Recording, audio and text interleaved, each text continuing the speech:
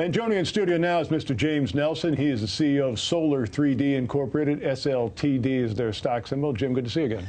Good being back, Don. I'm into One World, that the doll company. That's interesting, isn't it? That should be very interesting. I had 5 girls who were all over Barbie. Now, we were talking last week about the resurgence of solar power. And I was curious, because we didn't get to talk about this last week, but what do you think the introduction of your Solar3D cell is going to have on the overall market? Well, thanks for the question, because I think it's going to have a massive impact. It's important to understand the history, though. You know, over the past decade, we've had a situation where people wanted to get solar into place, and they've done all kinds of things from the government standpoint, a subsidy standpoint, to subsidize it and try to get it going. But frankly, that didn't work. But the guy who came on, who I thought made a real impact, was Stephen Chu, who was the Energy Secretary up until recently. And he challenged the solar industry to reduce the costs and get the economics right. So we'd go from something over $4 a watt down to $1 a watt for solar by the end of this decade. Well, people really got energized by that. And the costs of all these components started coming down dramatically, but they didn't really work on the solar cell, which is the key to everything. Now, people are making marginal improvements to the solar cell. But from our perspective, the solar cell is the key. And so when we started Solar3D a 3 years ago, our purpose was to create a solar cell that would dramatically increase the power that would be generated by a solar panel. So we think, our analysis tells us, that we're going to double the amount of power while increasing the cost of the panel by about 5%.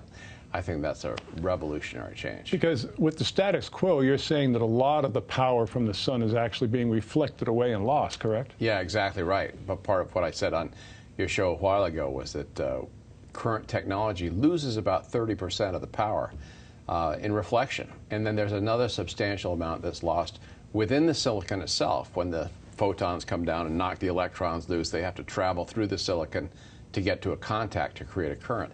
Well, a lot of those are reabsorbed when it has to travel too far to the contact. Our approach is to change all that and make more power come. So, of course, you think your cell is going to impact the market. What kind of interest are you seeing so far? Well, it's interesting because we get calls from all over the world. Just yesterday, I got an email from Ghana. How are we going to get your panels in Ghana? And India, of course, all over Asia, they're in touch with us. And some American people, American manufacturers, get in touch with us and ask if they can be the manufacturer for our solar cell. I've talked seriously with people in Singapore and China. I suspect I'll take the Singapore one seriously, but I think that we want to do business with a company that's in America who does business elsewhere, so that we won't have to reinvent the wheel. Now, in one of our previous visits, you hinted that there's some advancements coming along with your manufacturing prototype. Is there anything specific you can kind of hint along with us? Sure.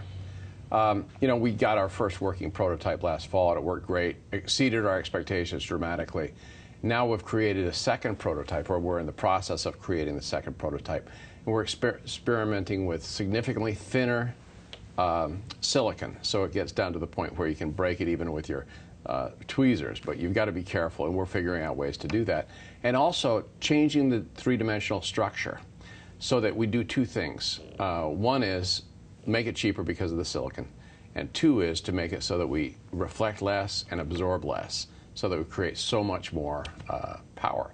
One of the critical pieces that is different from our cell than every other cell is that we collect light throughout the day. Because of this three-dimensional structure, there's a wide-angle collection attribute that's brilliant. I wish I could claim credit for discovering it, but we just tripped over it as we were making our super efficient cell. But it's even more important than the efficiency, the fact that we collect it all day relative to current technology that only collects sunlight pretty much in the middle of the day. Interesting. Once again, Solar3D Incorporated, SLTD is their stock symbol. Jim, fascinating. Thanks so much. All right. Thanks for having me.